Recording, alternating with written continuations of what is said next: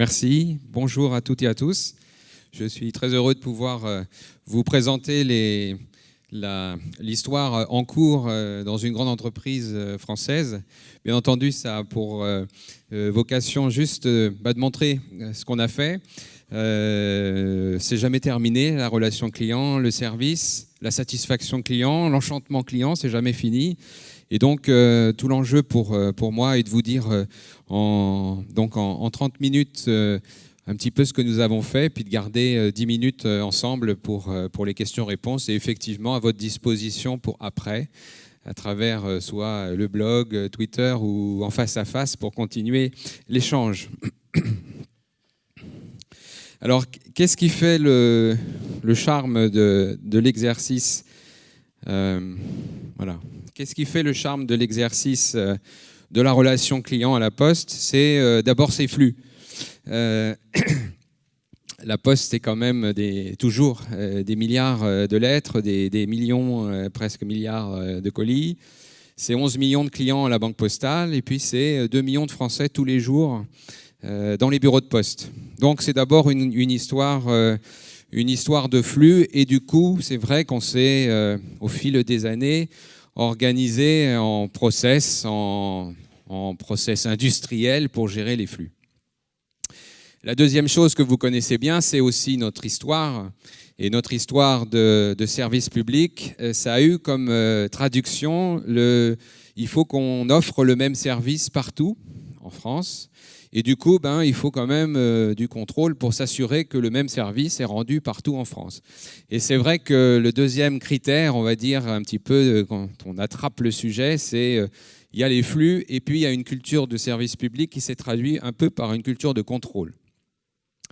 Et on est à un moment qui est clé pour la Poste, c'est que pour la première fois en 2013, compte tenu de l'évolution des usages des clients, le courrier, qui est quand même la vache à lait ou la structure ou la colonne vertébrale de l'entreprise, le courrier n'a pas couvert ses charges en 2013. Et donc pour nous, c'est plus qu'un impact très violent, c'est la nécessité de se réinventer si on veut continuer à exister. Et comme le disait souvent le président Bailly, c'est en fait pour pouvoir continuer à tenir nos missions d'intérêt général, il faut que l'entreprise Poste porte bien. Et quand un de ces métiers est autant touché, il faut évidemment travailler à sa réinvention, à son adaptation. La Poste, c'est 260 000 personnes, c'est sur l'ensemble du territoire, c'est un peu une petite France. Et l'idée, c'est d'arriver à montrer qu'en fait, si on le fait avec les postiers, avec les clients, avec tous ceux qui ont envie, on arrive à transformer la Poste et donc on doit pouvoir transformer beaucoup de choses aussi. Alors mon enjeu pour moi, c'est en tant que directeur qualité, relations clients, multicanal, c'est d'arriver à m'assurer que dans chacune des interactions que vous pouvez avoir avec la Poste, que ce soit physiquement dans un bureau de poste, mais c'est aussi à la fois le guichetier ou le conseiller bancaire, c'est aussi le facteur ou le livreur de colis, mais aussi quand vous êtes à distance avec le téléphone, les plateaux téléphoniques, sur l'Internet, sur le courrier, qu'à chaque fois, ça se passe bien. Car comme vous le savez, l'enjeu pour être perçu comme un groupe de services, il faut que à chaque fois que vous êtes en interrelation, en interaction avec l'entreprise, votre expérience soit réussie.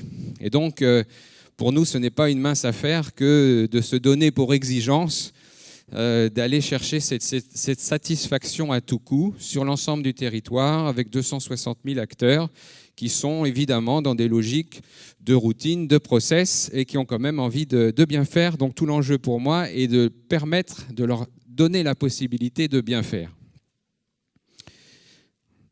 Alors ça, je vais aller très très vite parce que vous connaissez ça par cœur, mais pour nous, c'est vrai que ça a été particulièrement impactant. C'est cette transformation du parcours client. Et donc, moi, en tant que directeur qualité, un de mes outils préférés, c'est vraiment le parcours client, au-delà du processus, parce qu'en fait, c'est de me mettre dans les chaussures et avec les lunettes du client et de faire le chemin du client avec la Poste.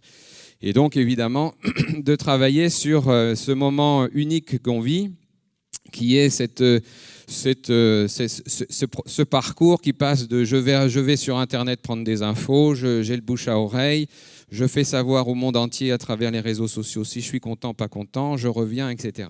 Et donc évidemment pour une entreprise comme La Poste qui est particulièrement lourde et ancienne, c'est quelque chose qui vient nous interroger beaucoup et sur lequel évidemment nous devons travailler sur l'ensemble de ces canaux. Et comme vous le savez, vu de vous, ce qui compte, c'est la cohérence. C'est-à-dire, je laisse une information à une personne sur un canal, je n'ai pas trop envie de redire la même chose à une autre personne sur un autre canal.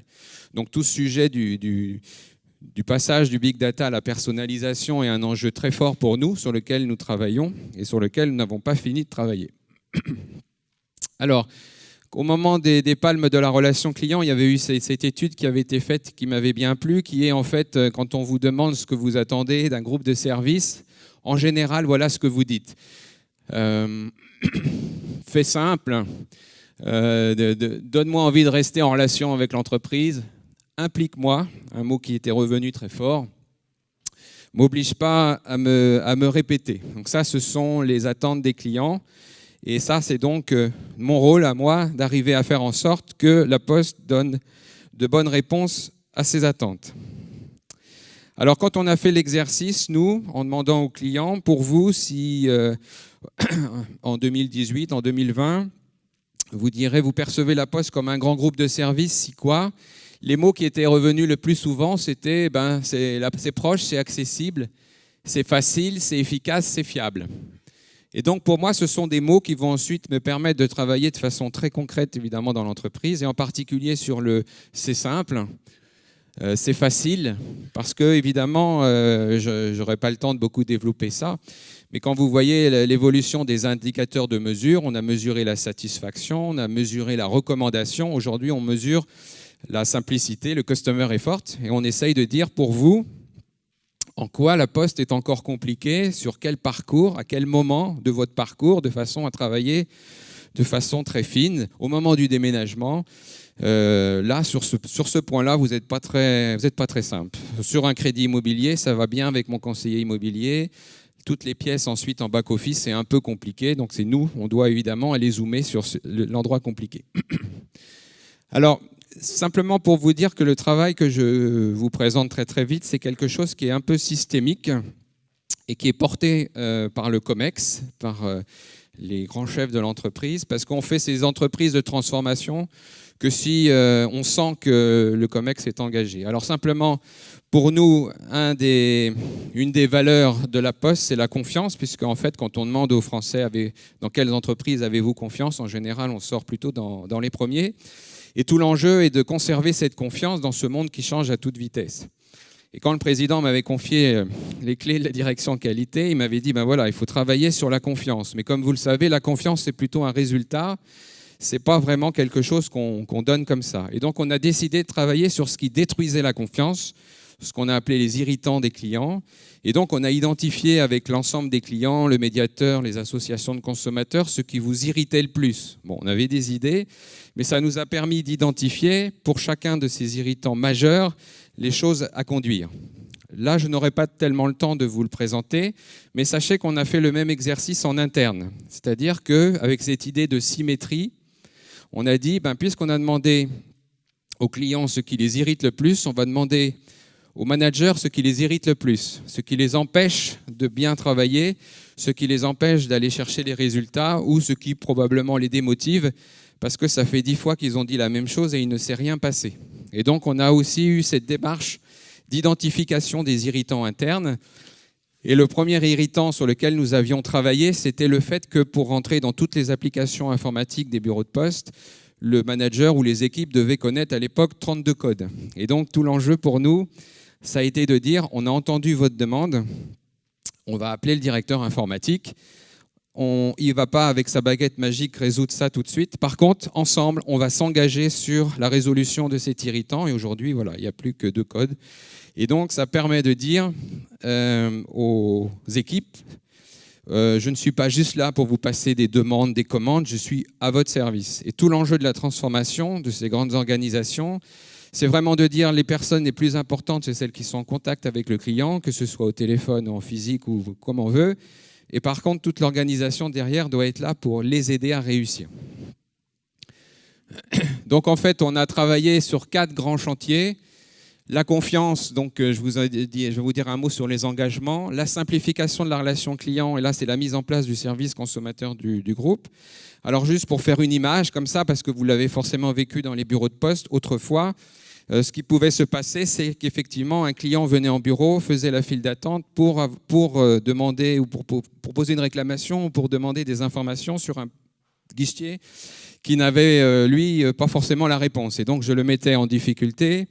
Vous n'étiez pas satisfait, et puis il essayait d'y répondre, du coup il y avait des files d'attente derrière. Donc tout l'enjeu pour nous, ça a été d'identifier ce qui pouvait être traité à distance par rapport à votre venue en bureau, pour faire en sorte que quand vous venez en bureau, vous êtes sûr d'avoir la réponse par les personnes qui sont dans le bureau. Donc pour moi, c'est important de dire ça, parce qu'on a construit le service consommateur, pas uniquement pour répondre, on va dire, classiquement, mais aussi pour améliorer cette relation client en bureau. C'est important quand vous avez 2 millions de gens tous les jours dans les bureaux qui vont sur les 35 000 guichetiers. Moi, mon jeu sur les bureaux de poste, c'est sur ces populations-là. Donc ça, c'est simplement pour montrer cette démarche qui va aller chercher le service. Et donc, qui va aller travailler sur les irritants et qui va aller travailler donc sur chacun des engagements.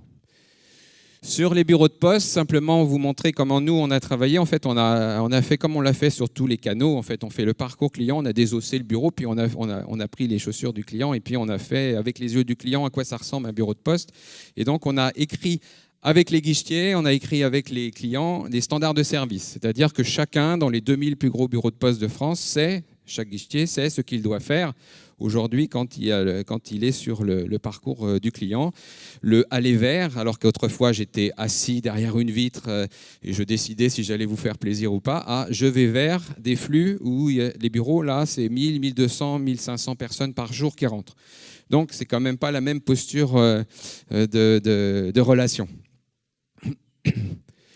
Alors évidemment, tout ça derrière, c'est des visites mystères. À un moment donné, on avait jusqu'à 60 000 visites mystères sur les 2000 plus gros bureaux de poste de France. Donc des gens qui venaient regarder si le guichetier vient bien vers moi avec le sourire, me demande ce que je peux faire, combien de temps j'ai attendu, est-ce que le bureau est propre, est-ce que les automates fonctionnent, est-ce que les affiches réglementaires sont affichées, etc. Bon, tout l'enjeu pour nous, c'est évidemment pas de dire je fais de la mesure sanction.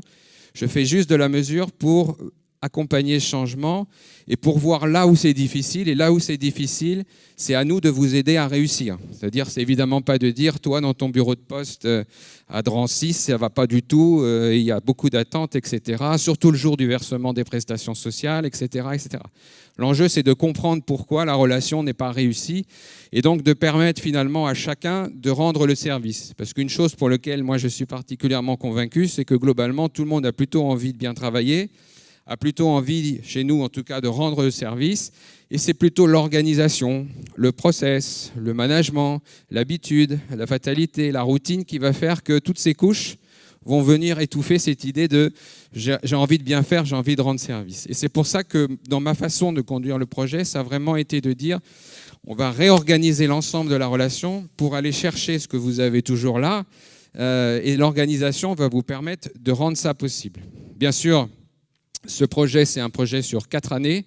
C'est un projet qui est accompagné de management, c'est un projet où il y a beaucoup de formation, où il y a beaucoup de co-création, comme on dit, puisqu'en fait, tout ce qui a été fait dans les bureaux de poste est né d'un pilote que j'ai fait avec 40 patrons de bureaux de poste, avec le guichetier, avec les clients de ces 40 patrons, ces 40 bureaux, et de pouvoir identifier ce qui allait ou ce qui n'allait pas, et en particulier d'identifier très rapidement que vous venez dans les bureaux pour des opérations qui ont des temps très différents et que tout le monde était sur une seule file. Pourquoi ? Parce que dans la conviction de tout le monde, c'est puisque le service public, c'est l'égalité, c'est donc chacun son tour, et chacun son tour à la poste, c'est une file d'attente. Voilà. Et donc, une fois qu'on a dit ça, on ne peut plus toucher à rien. Et donc, tout l'enjeu, c'est de dire, en fait, sans quitter le territoire des valeurs, le service public, j'accueille tout le monde, il n'y a pas de segmentation à l'entrée des bureaux de poste, tout le monde peut venir, au contraire. Par contre, il y a une façon de recevoir différemment chacun, puisque chacun vient pour des raisons différentes. Et c'est cette idée progressivement à mettre en place, en repensant avec les automates, évidemment, l'espace service. Un automate pour un guichetier, c'est d'abord moins de trafic au guichet, donc moins de guichetiers. Tout l'enjeu pour moi, c'est d'arriver à lui dire, c'est d'abord une attente client, de certains clients, c'est d'abord une attente de l'entreprise parce qu'on a fait tout ce travail sur une trajectoire effective qui était, on va dire, assez pentue. Et puis pour vous, c'est l'occasion de faire un métier différent, d'être dans une posture qui n'est plus de rang de 3 €, 5 timbres toute la journée, de passer dans une posture de conseil. Et cette posture de conseil, elle est évidemment beaucoup plus valorisante pour vous. Et puis si on y arrive, d'ailleurs, on pourra faire des choses qu'on ne fait pas encore dans le bureau. C'est ce qui a permis de faire venir la téléphonie mobile dans les bureaux de poste. Et aujourd'hui, on a 1 million de clients en téléphonie mobile. Bon, un projet qualité, ça sert évidemment à rendre le sourire au client pour qu'il ait envie d'acheter et de rester avec nous. Et donc forcément, pour le guichetier, il faut qu'il y ait un intérêt à faire le mouvement, il faut qu'il y ait un intérêt à agir. Et donc, c'est le fait de se sentir revalorisé, considéré. Un sourire client, c'est quand même autre chose qu'une incivilité. Donc, on suit aussi le nombre d'incivilités dans les bureaux. Et tout ce travail a permis de faire baisser grandement en fait, les incivilités. Et donc, d'amener de l'énergie dans le projet et de pouvoir faire en sorte qu'en termes d'organisation syndicale, etc., ça ne soit pas bloqué parce que les guichetiers disent non, laissez-les, c'est plutôt mieux qu'avant. Voilà, je ne rentre pas là-dessus. Ça, c'est les nouveaux bureaux. Ça, c'est les courbes, donc les standards de service, c'est en fait le nombre de Français qui bénéficiaient quand ils venaient chercher son recommandé de l'engagement 5 minutes au début. Et puis aujourd'hui, voilà, on va chercher un taux moyen de 2-3 minutes. Et ça, c'est la courbe de satisfaction client. Alors pourquoi c'est important, au-delà que ça me fait plaisir en tant que directeur qualité, c'est que, évidemment, je renvoie toujours ça en interne. Ce qui est très important dans les démarches projet, c'est de renvoyer sans cesse en interne des résultats, des preuves que ce qu'on est en train de faire, ça fait sens, ça marche, et que ceux qui n'y sont pas encore ou ceux qui ont des doutes, il ne faut pas qu'ils hésitent pour y aller. Alors, un mot sur ce service consommateur multicanal qu'on a mis en place, donc on va dire à cette occasion. Autrefois, il y avait un service réclamation au courrier, un service réclamation au colis, un service réclamation à la banque, un service réclamation à l'enseigne, etc. etc. Bon. Quand on est dans une approche service, mon but, c'est de vous simplifier la vie. Donc, je ne vais pas vous demander de chercher, d'abord, essayer de faire qu'il y ait moins possible de demandes d'informations, de réclamations. Mais si vous avez besoin, c'est évidemment de ne pas vous complexifier la tâche. Donc, on a mis, on va dire, un visage unique, qui est le 3631. J'ai 10 millions d'appels sur le 3631, avec 80-85% de demandes d'informations, ce qui montre que même quand on est la Poste, nous, on a l'impression d'être plutôt simple et de proposer un peu des choses plutôt basiques. Eh bien, il y a toujours énormément de demandes d'informations. Sur les plateaux téléphoniques, ce ne sont que des postiers. Pourquoi ? Parce que par rapport au petit schéma que je vous avais montré sur l'engagement, c'est très important de montrer que si on demande aux postiers de s'engager pour les clients, c'est très important que la Poste s'engage pour les postiers. C'est notre modèle social. Évidemment, c'est plus compliqué à faire dans la vraie vie, mais c'est en tout cas de ne laisser personne sur le bord du chemin. Un centre de tri est amené à fermer, notamment le travail de nuit. Eh ben, ce sont ces postiers volontaires, formés, qui vont aller sur les plateaux téléphoniques. Et ces plateaux téléphoniques, on va les mettre plutôt dans des endroits en France où il n'y a plus trop d'activité. Et donc, on en a à Gap, à Briançon, à Mâcon, etc. Voilà. Donc, simplement pour dire qu'il faut sans cesse renvoyer de la preuve quand on est dans des démarches, évidemment, d'engagement. Alors, on travaille évidemment en permanence pour essayer d'optimiser ce travail sur le service consommateur. Simplement j'ai encadré ça parce que ce que je trouve passionnant dans le moment présent, c'est qu'autrefois, on passait par tout un tas de sociétés pour faire des enquêtes. Aujourd'hui, simplement en prenant les flux qui viennent sur le service consommateur du groupe, que ce soit par Internet ou au téléphone, en demandant, une fois qu'on a répondu à la question qui a entraîné la venue sur le service, Est-ce que vous seriez d'accord pour nous aider à nous améliorer, nous dire en quoi on est encore compliqué pour vous? On a immédiatement pas mal de gens qui ont envie. Et donc, on peut faire de façon ponctuelle un certain nombre de communautés clients, de façon très, très facile et très libre, sur lesquelles on peut travailler ensuite justement sur les points d'amélioration. Alors, ça permet vraiment d'aller travailler ces sujets de co-création, de design de service. C'est que justement, je n'ai pas quelqu'un qui pense à la place des clients. Je suis en écoute avec ce qu'on me dit et charge à moi d'arriver à le faire ensuite dans l'entreprise. Alors évidemment, ce n'est pas toujours le plus simple, mais en tout cas, c'est une philosophie qui est assez forte.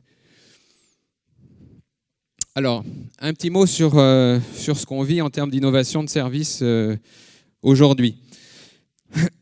Je vous ai dit un mot sur les facteurs, sur le courrier. En fait, en France, à la Poste, nous avons 85 000 facteurs. Alors pourquoi on a 85 000 facteurs? C'est que la loi nous demande de passer chez tous les Français 6 jours sur 7.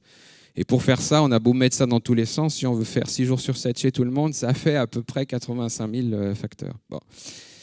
Le verre à moitié vide, c'est de dire c'est assez terrible, on a 85 000 facteurs et on a de moins en moins de courriers à distribuer puisqu'en fait, on est sur une baisse des volumes de 6-7% par an. Le chiffre d'affaires courrier, c'est 11 milliards d'euros. Donc 6-7% par an, vous voyez qu'au 1er janvier, on commence déjà avec la ligne qui est quand même en dessous, en dessous la barre. Et tout l'enjeu du coup, c'est de ne pas démoraliser Billancourt parce qu'en fait, on pourrait surtout aller chercher les charges plutôt que les recettes. Alors le verre à moitié vide, c'est de dire, voilà, ces facteurs, comment je vais faire pour gérer la transition? Le verre à moitié plein, c'est de dire, mais au fait, j'ai 85 000 personnes qui passent tous les jours chez tout le monde, en qui les Français ont confiance. Finalement, au lieu de les considérer comme les bouts du tuyau du processus courrier, peut-être que je pourrais les considérer comme les premiers capteurs d'information de l'entreprise. Et si je les dote des bons moyens, finalement, puisqu'ils voient tout le monde, chacun pourrait passer commande, chacun pourrait dire des choses qu'ils ne peuvent pas dire, ou tout le monde ne peut pas dire forcément à distance. Et donc on est dans ce moment qui est assez passionnant, qui est d'essayer d'identifier les nouveaux services qu'on pourrait faire aux facteurs. Alors on a beaucoup de tests, on est preneur évidemment de toutes les bonnes idées, on fait beaucoup d'expérimentations. On a trouvé pas mal de services, on n'a pas encore trouvé de services suffisamment rentables pour justifier pour le moment un modèle qui permet justement de développer l'activité. Alors c'est tout ce qui est... en même temps que j'amène le journal le matin, j'amène les plateaux repas pour les personnes âgées pour le midi qui veulent plus se déplacer, pour installer la box, les compagnies d'assurance demandant faites des photos des dégâts des eaux, comme ça, moi, ça m'évite d'aller envoyer un expert pour faire un certain nombre de choses, pour les médicaments, pour les livres, enfin voilà. Donc il y a tout un tas de services, on va dire sociétaux, très utiles, qu'on trouve assez facilement. Et pour nous, tout l'enjeu, c'est évidemment de trouver des services qui fasse sens au plan du business économique. Et puis c'est aussi évidemment un sujet de transformation et de management, parce qu'un guichetier, à l'origine, il a acheté un travail où je vois mon chef à 6 heures, je vois mon chef à 13 heures, puis sinon je suis assez libre sur ma tournée. Je suis quand même plus un prestataire de service, et donc c'est quand même pas exactement le même sujet. Alors, l'année dernière, on a créé une branche numérique pour aider justement à coordonner toutes les initiatives qui peuvent naître à la Poste dans cette grande organisation, et puis surtout de faire un travail sur l'interne. Parce qu'évidemment, si les postiers ne sont pas aussi à l'aise que les clients par rapport à l'usage du numérique, on va forcément rater quelque chose. Et donc pour nous, tout l'enjeu, c'est évidemment de travailler sur la formation interne. C'est de travailler aussi tout ce qui est innovation. Donc une façon de rendre agile une grande organisation comme la Poste, c'est de faire rentrer des gens plus agiles à l'intérieur. C'est donc de regarder comment on peut travailler avec des startups, comment on peut encourager les postiers eux-mêmes, par rapport à leur connaissance des sujets, à proposer des idées qui peuvent devenir des entreprises ou des business derrière.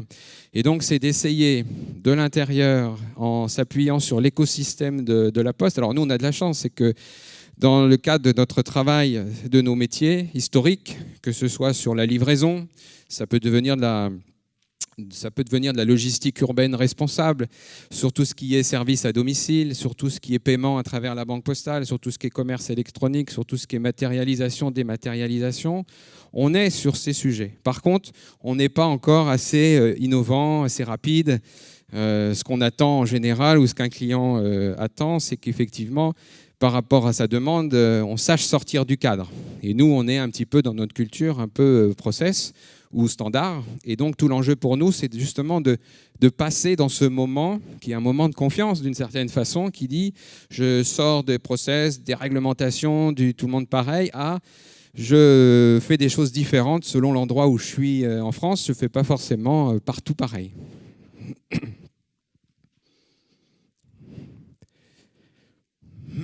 Alors, un mot sur ce sujet totalement passionnant, en construction, sur lequel je l'ai pensé et créé à la Poste. Mais aujourd'hui, je travaille avec 15 entreprises de services dessus pour bien montrer à tout le monde que ce n'est pas un sujet juste de la Poste. C'est vraiment un sujet sur le management de la relation. Alors, comment c'est né ? Pour moi, c'est une façon de donner peut-être la meilleure définition, c'est que en étant dans un bureau de poste, en vivant le travail dans le bureau de poste, on voit bien qu'un patron de bureau de poste ne peut pas dire à son guichetier d'avoir l'esprit de service avec les clients si le patron du bureau de poste n'a pas lui-même l'esprit de service avec son équipe. Et donc, c'est tout cet enjeu d'exemplarité, des attitudes de service. Est-ce que moi, en tant que manager, j'ai les bonnes attitudes avec mon équipe ? Est-ce que, en tout cas, j'ai les mêmes attitudes que ce que je lui demande avec les clients ? Et quand vous faites cet exercice, c'est évidemment très riche parce qu'on a des moments de formation avec les cadres justement pour se demander qu'est-ce que ça veut dire pour moi d'avoir l'esprit de service avec mon équipe. Et évidemment, c'est l'occasion de travailler. Et la deuxième chose, c'est de dire en fait, moi, patron de bureau de poste, je ne peux pas dire à mon guichetier d'avoir l'esprit de service avec les agents, avec les clients, si dans le même temps, je sais que le facteur ou le livreur de colis n'a pas fait le travail. Et donc, du coup, je dis au guichetier d'avoir l'esprit de service. Les clients pas contents arrivent sur le guichetier parce que vous avez un avis de passage dans la boîte aux lettres alors que vous étiez à la maison. Donc, l'esprit de service, ça ne marche que si tout le monde est en esprit de service, si chacun se considère comme un maillon de la chaîne du service, si chacun accepte l'idée que ce que vous percevez par rapport à un groupe de service, c'est finalement la qualité la moins bonne rendue par l'un des maillons de la chaîne. Donc, en fait, en synthèse, pour travailler sur l'amélioration de la relation avec les clients, travaillons sur l'amélioration de la relation en interne. Donc on a travaillé sur les attitudes de service, ce qui était le plus important pour vous et qu'on savait le moins faire. On travaille beaucoup sur tout ce qui est design et cartographie des processus et tout ce qui va aider à la transversalité. Ce n'est pas parce que je suis en back-office que je n'ai pas un rôle clé pour le client. On travaille donc sur ces nouveaux indicateurs et en particulier sur le taux d'effort. On travaille aussi évidemment beaucoup, vous le savez, vous comprenez bien, sur comment je fais en sorte que cette énergie puisse continuer. C'est pas parce qu'on a réussi la transformation des bureaux que c'est sauvé. Les clients montent en exigence. On amène des nouveaux services en bureau. C'est même des fois des opérations qui sont longues, comme le conseil en téléphonie, etc. Et donc, il faut sans arrêt aller travailler. Donc, on a toutes ces démarches de formation qu'on appelle service gagnant, des démarches de certification pour aller sur la pérennité ou en tout cas pour permettre qu'au moment où on change d'équipe, tout ne soit pas perdu. Ça, c'est un des grands enjeux de la certification. Et on travaille aujourd'hui sur trois sujets qui sont en bas, sur lesquels, évidemment, c'est tout l'enjeu, c'est excellence opérationnelle. On l'a résumé en un seul mot pour nous, c'est la simplification. Excellence relationnelle, c'est donc tout ce qui va être la personnalisation par rapport à notre univers de flux, de volume. Et puis, excellence managériale, c'est tout ce qui est sur la considération. Donc, nous, on travaille beaucoup sur ces trois mots, simplification, personnalisation, considération. On travaille aussi beaucoup avec l'externe, et donc Tout l'enjeu pour nous, pourquoi on arrive à faire avancer ces sujets, c'est que, en fait, c'est parce qu'on montre que ce n'est pas juste une idée à nous, c'est quelque chose qui est aujourd'hui porté par les grands groupes de services, qui est vraiment cette façon de travailler sur les attitudes de service. Au-delà des processus et des organisations, ce qui va faire que vous allez être enchanté par la relation, c'est ce petit plus. Et ce petit plus, c'est ce qu'on va aller travailler dans les attitudes de service. Sauf qu'une attitude de service, ce n'est pas quelque chose qui peut être imposé, c'est forcément quelque chose qui vient de la personne et donc qui est convaincu par le sens, qui se sent encouragé et qui ne se sent pas toute seule pour le faire. Voilà, deux trophées qui nous ont permis de mettre de l'essence dans la machine à donner envie, etc. C'est en 2012 et puis en 2014, c'est le podium de la relation client dans les catégories entreprises de services.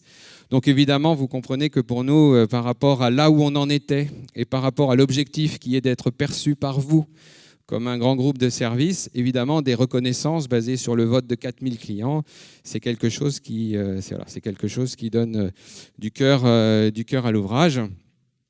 Et puis enfin, terminer par ce slide qui, pour moi, résume un petit peu toute la démarche esprit de service et qui est évidemment compliquée, qui nécessite l'engagement en particulier du haut management, qui consiste à dire que pour aller chercher un sourire client, il faut que je commence par travailler sur le sourire du collaborateur.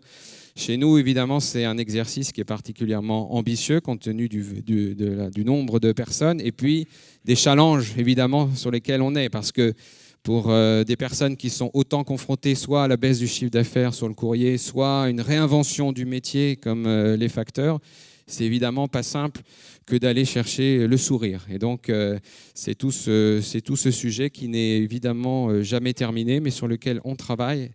Et vous voyez bien qu'en faisant ça, on travaille énormément sur le management. Et je pense que dans toutes ces journées, on va le voir très bien, mais c'est vrai qu'avec les nouvelles technologies, le management intermédiaire est particulièrement en questionnement, puisqu'en fait, on peut faire tout un tas de choses entre nous en direct. Et donc, le rôle du management intermédiaire aussi est reposé. Voilà, je vous remercie beaucoup. Et puis moi, je suis à votre disposition.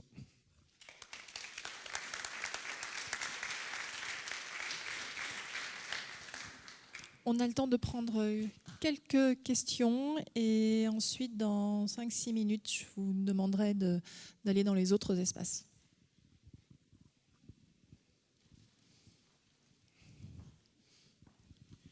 Oui, bonjour. J'aimerais savoir, vous avez insisté sur le rôle du management. Est-ce que pour aider le management, vous avez aussi formé des collaborateurs spécialisés en conduite du changement? Est-ce que vous êtes passé par des consultants? Comment vous avez fait en fait? Merci. Alors en fait, tout ce que je vous ai présenté, c'est vraiment une co-création Postier. En fait, on a vraiment travaillé sur le diagnostic, travaillé sur les outils, travaillé sur le déploiement entre nous, avec nos mots à nous. Et c'est aussi une forme de crédibilité par rapport au discours, puisque ça permet de dire voilà ce qui est fait dans telle région, voilà comment on travaille ensemble. Donc tous ces outils, en fait, c'est la construction d'une filière, en soutien des opérationnels. Donc c'est vrai qu'au moment fort du projet, vous avez un responsable du projet qui est auprès des 48 patrons de département de la Poste, vous avez un responsable auprès des 8 patrons de région. Et une des choses qui était très forte, c'est que moi j'étais en conseil de direction, et dans ce conseil de direction du bureau de poste, en fait, vous aviez les 8 patrons de région. Et donc toutes les semaines, il y avait un contact direct entre ce qu'on est en train de faire, les résultats, les mesures. Et cette idée de dire on n'a qu'un objectif, c'est celui d'aller tuer la file d'attente. Et où est-ce que ça va, où est-ce que ça ne va pas, et là où ça ne va pas, pourquoi ça ne va pas, et comment on fait pour aider. Et donc c'est vrai que le rôle des équipes en soutien est vraiment quelque chose qui est clé, parce que vous imaginez bien que le patron de bureau de poste, avec ses flux de 1000 ou de 1200 clients par jour, il n'a pas trop le temps non plus. Voilà. Et donc, c'est toute cette organisation qui a permis progressivement de changer les choses. C'est aussi le fait de travailler sur le regard des pairs, c'est-à-dire qu'en fait, c'est le patron du bureau de poste d'à côté qui vient me voir et qui me dit « Voilà ce que je vois dans ton bureau, ça marche, ça me fait bizarre, qu'est-ce que tu en penses ?» Et l'inverse, c'est le fait d'avoir multiplié les tables rondes en direct entre le guichetier et les clients. Et c'est vrai que quand le client dit c'est embêtant que vous soyez beaucoup en pause à 16h30 quand on sort des écoles, c'est plus facile à passer quand c'est quelqu'un qu'on connaît, qui est client, que quand c'est le chef qui l'a déjà dit 25 fois. Donc c'est vrai que c'est toutes ces mécaniques qui se mettent en place. Et c'est vrai que sur ces projets, il faut du temps. Et puis, il y a un moment où il y a un peu une taille critique du projet. Pendant longtemps, on se sent un petit peu seul quand on porte tout ça et qu'il y a déjà eu des projets qui n'ont pas marché. Et c'est au bout d'un moment, quand on commence à avoir suffisamment de bureaux avec suffisamment de résultats, qu'on peut dire ça vaut le coup de continuer. Bonjour. Est-ce que ça a eu un impact sur votre croissance ? Est-ce que vous avez réussi à retrouver justement cette fameuse croissance par rapport à ce que vous évoquiez ? Alors en fait, on a réussi donc à mettre en place cette nouvelle offre sur la téléphonie mobile, donc avoir 1 million de nouveaux clients. Et donc ce sont des clients qui pouvaient ne plus avoir trop envie de venir en bureau de poste, notamment les jeunes. Donc pour nous, c'était très important. La deuxième chose, c'est qu'on a créé en 2006 la Banque Postale, qui a été pour nous un grand moment de transformation des services financiers de la Poste, qui datait de 1918, en une véritable banque postale. Sauf que tous les clients nous disaient on ira dans votre banque quand vous aurez réglé votre problème de bureau de poste, parce que traverser le rideau des files d'attente pour aller chercher le conseiller bancaire, ça ne va pas le faire. Et donc évidemment, pour la Banque Postale, qui est un peu le moteur qui vient prendre la suite d'une certaine façon du courrier, c'est un enjeu qui était clé. Et donc aujourd'hui, en termes d'indicateurs, de facilité pour prendre les rendez-vous, pour aller sur les conseillers bancaires, c'est aussi beaucoup d'améliorations. Donc c'est des choses comme ça. C'est aussi quelque chose qui n'a pas été plus que ça mesuré, mais c'est évidemment en termes d'image. Le fait que la Poste soit capable d'aller chercher ce sur quoi elle était le plus mal et qui donnait le sentiment qu'elle n'arrivait pas à le changer, ça a été aussi en termes d'image en interne et en externe, mais aussi en interne, quelque chose de très important. Et c'est vrai que dans le cadre de la transformation sur le métier courrier, le fait de pouvoir dire vous voyez, on a réussi cette chose-là en interne qui semblait impossible, donc il n'y a pas de raison qu'on n'arrive pas à aller chercher d'autres choses. Donc c'est des choses comme ça, on n'a pas des chiffres qui permettraient de dire avant, après, etc. Mais simplement, on a à peu près toujours nos 2 millions de clients dans les bureaux de poste, on a plutôt plus de jeunes et on a plutôt des clients qui passent plus facilement sur la banque postale.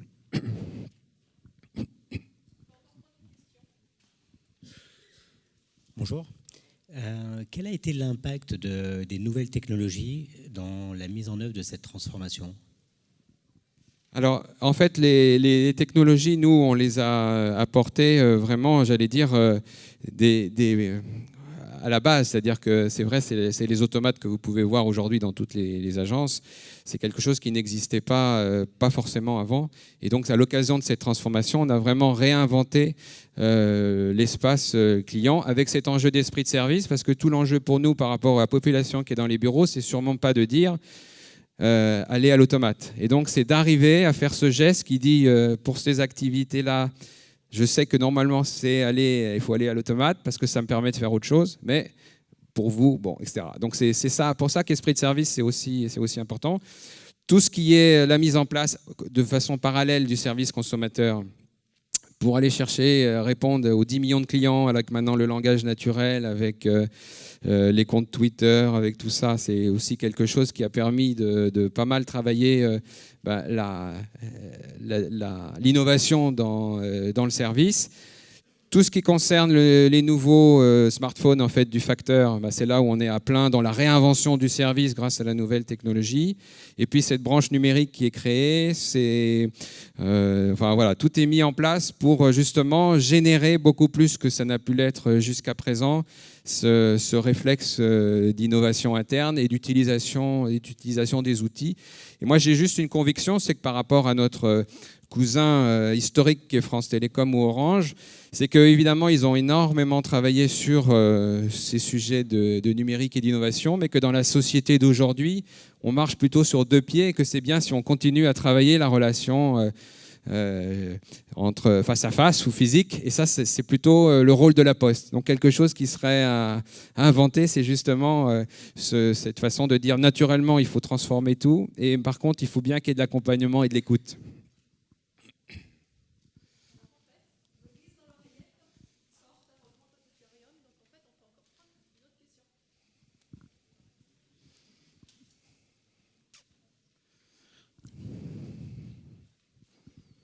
Bonjour, je voulais savoir si on a parlé de la baisse du courrier, est-ce que c'est compensé par une augmentation des colis à cause du e-commerce?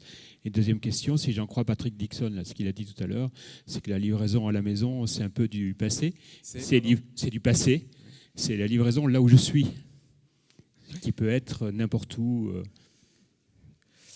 Alors, sur ces sujets, aujourd'hui, on est en plein dans la réflexion, y compris avec des grands élus. C'est-à-dire, en fait, c'est cette idée, par exemple, qu'on va tester à Bordeaux, qui consiste à dire, par rapport aux enjeux de développement responsable des métropoles, c'est un peu idiot d'avoir 10 camions à la queue leu au diesel qui viennent livrer. Et donc, la Poste, vous avez cette fonction, vous avez la plus belle flotte de véhicules électriques aujourd'hui, et donc peut-être on pourrait imaginer que vous livriez d'autres choses. Et donc c'est là-dessus sur lequel on est aussi en train de réinventer finalement le métier. Et parallèlement, on multiplie les possibilités en effet de points de contact par rapport à aller chercher son colis, par rapport au commerce électronique. Et ce qui était amusant, c'est que quand on avait travaillé avec les équipes sur la transformation de ces bureaux, on était tout fiers finalement du travail. Et à ce moment-là, le patron du colis nous a dit, c'est très bien, pour les clients qui veulent, ils peuvent toujours venir en bureau, surtout dans vos beaux bureaux. Mais dans le même temps, je vais prendre un réseau pour permettre aux clients qui le veulent toujours ou qui ont besoin d'aller chercher leur colis ailleurs. Et donc, on multiplie vraiment les possibilités d'aller chercher donc son produit avec cette idée de simplifier la vie. Et donc, pour nous, c'est pas toujours évident à expliquer en interne, à gérer, mais c'est vraiment la demande client. Donc, pour nous, c'est sûr que c'est sûr que cette activité-là est aussi une activité qui se développe beaucoup, mais c'est une activité qui est vraiment avec une très forte concurrence et pour lesquelles les marges ne sont pas très, très élevées. Ce qui fait qu'il faut continuer quand même le combat. Et en effet, on voit de très gros acteurs qui ne sont pas bien loin et qui représentent en plus une part importante du chiffre d'affaires, par exemple, de Colissimo, Amazon. Et donc, tout l'enjeu pour nous, c'est justement de continuer à avoir cette différenciation et ce plus sur quelque chose qui est vraiment au cœur du développement. Merci.